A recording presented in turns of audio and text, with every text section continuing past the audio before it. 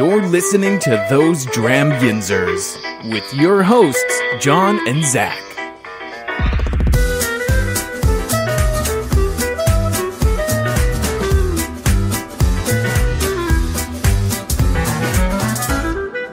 Hey everyone, I'm John. And I'm Matt.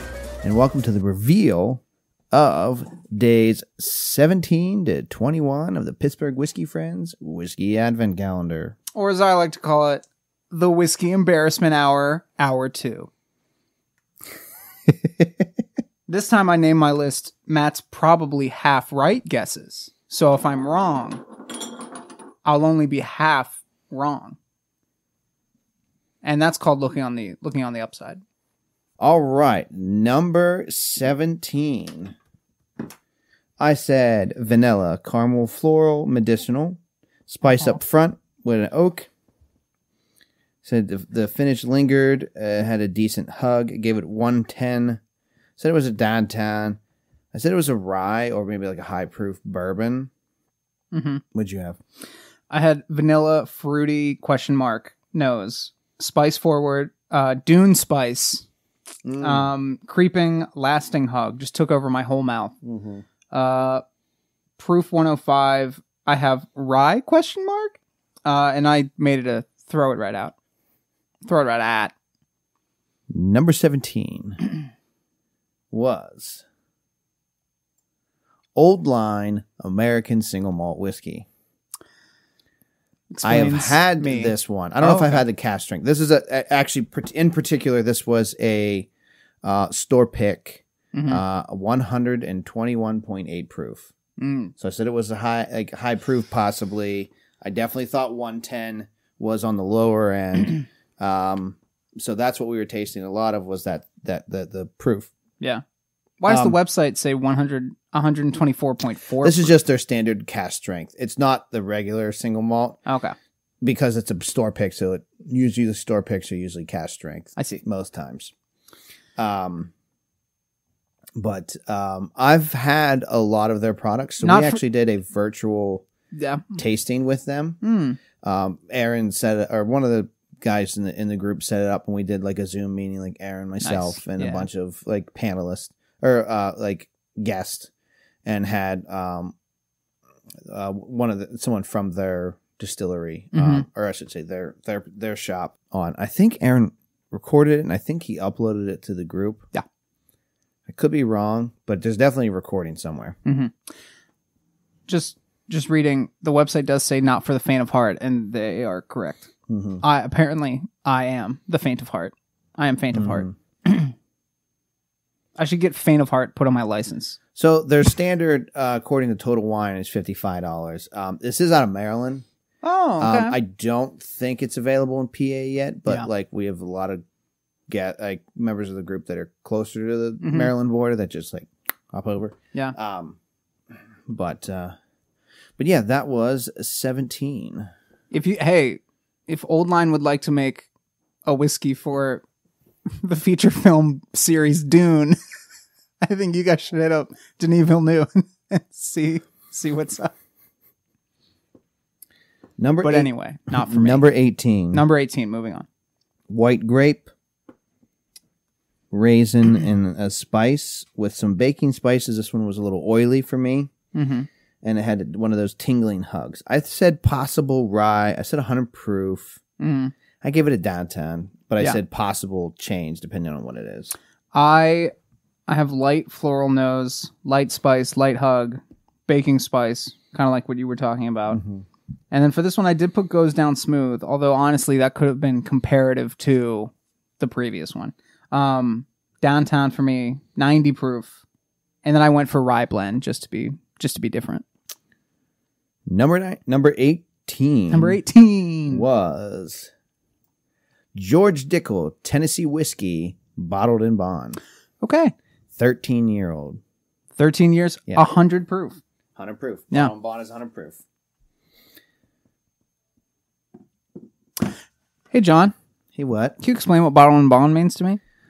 So, bottle and bond. Why don't you go back and listen to our 4-year anniversary episode where we talk all about bottle and bond. All right. Good job on the. But there's a lot of characteristics that it's not a marketing thing. Like it's like a legal thing. Yeah. So it has to be 100 proof. Has to be aged at least 4 years. Aged in a specific barrel house from one distilling. There's all different characteristics, but this was Bottle and Bond Act. A lot of people were making really, really bad whiskey or just like adding color and stuff to it. Oh. And was like getting people sick and everything. People were dying. So then they kind of enacted this. But 13 years. 13-year-old. I mean, it was a downtown for me, but that one was quite nice. Yeah. Yeah. I said this was a downtown possible change. I do like this one.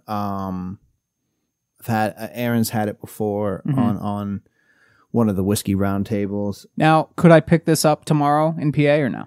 No. Looks like no. Okay. Website says $45 as of last year. MSRP. Oh, yeah. sorry. Yeah. So for $45 though, for MSRP, if you can get it for that, I'd say give us a shot. 45 is a good gambling one. What do you think? Because we said rye on that one. What do you think confuses, makes it seem spicier? That was probably a little bit of the proof. Yeah. Because it's Tennessee whiskey. Yeah. Just like Jack Daniel's. So subset of bourbon technically, but okay. You don't know. It's now see this. It does have rye in the mash bill, but not a lot. It's only 8%, but it's it's there, so it's gonna come out. You know what I mean? It's because I have a subtle palate. That's definitely okay. Number 19. Coming down the bend. I said was familiar. Okay. Was floral medicinal, sweet underneath, with a subtle pepper, a vanilla tone, and earthy. Pepper hug, but it was short. I thought this possibly was a bourbon. I said 100 proof. And I give this one a house. I did enjoy this one. Yeah. You go. I had smoky nose, light sweetness, medium hug with a little spice, and then an oaky note somewhere in the finish there. Downtown, 87 proof, and I put straight whiskey just because I've been wrong so many times. Number 19, David Nicholson Reserve Bourbon, 100 proof. Woo! 100. I mean, 100 proof, but tricked me into thinking it was lower. So maybe not. And MSRP is 35, according to Breaking Bourbon. Okay. Breaking Bourbon said aromas of caramel, toffee, gingerbread, palate, oak, nutty, sweeter notes of caramel, vanilla, and butterscotch. Medium to long finish. See, I didn't think it was very long, but okay. Yeah. Rather dry and bitter aftertaste. I could see that. Rye spice further adds to its rusticness. I mean, that one was also a downtown for me, but I mean, if it can trick me into thinking it's a lower proof, then I'm not too mad about that. Yeah, exactly. So, and if it's a bourbon, maybe bump that up to a house. I've tried to be what's the word? Discerning with what I allow into my Haas, but pretty good.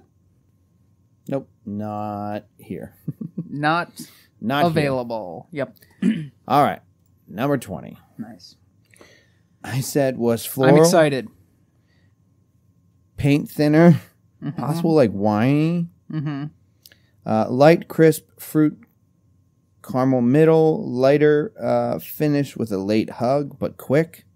I gave it a Haas. I said 105. Yeah. And I said it was a whiskey. I went for light, breezy nose. I did not get the paint thinner on this one, like you were saying. But then I said crisp, sweet honey with a faint hug, the faintest of hugs. This one was a Haas for me, 95 proof. And I did go the extra mile and say it was a finished whiskey, but we'll see. And there was a couple reasons. I mean, it was super dark, so either was aged really long or possible having a finished barrel. That dark, but tasting that light, very deceptive. Woodford Double Oaked. Okay, let's 90 see it. proof.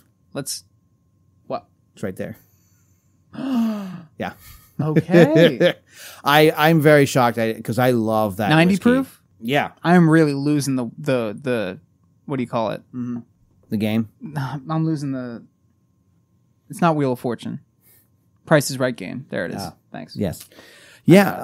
I'm shocked I didn't pull this one out because I do love this whiskey. It turns out I like And that it is bourbon. quite a bit. And it's a bourbon. Okay, well, I will be having that the next time I'm over. Yeah, I love that whiskey. And it's double oak, so it's oak. It's thrown in a barrel a second time. So it's not. I mean, you could call that finished. It would at the You know what I mean? it would at the Because very it went least into something else after its an original maturation. it would at the very least give you some of those extra textured notes, maybe that I was picking up on because I, not to brag, folks, I do know a little bit about whiskey. But that's nice. I was very excited to find out that one, and I'm excited for this next one too. Number 21.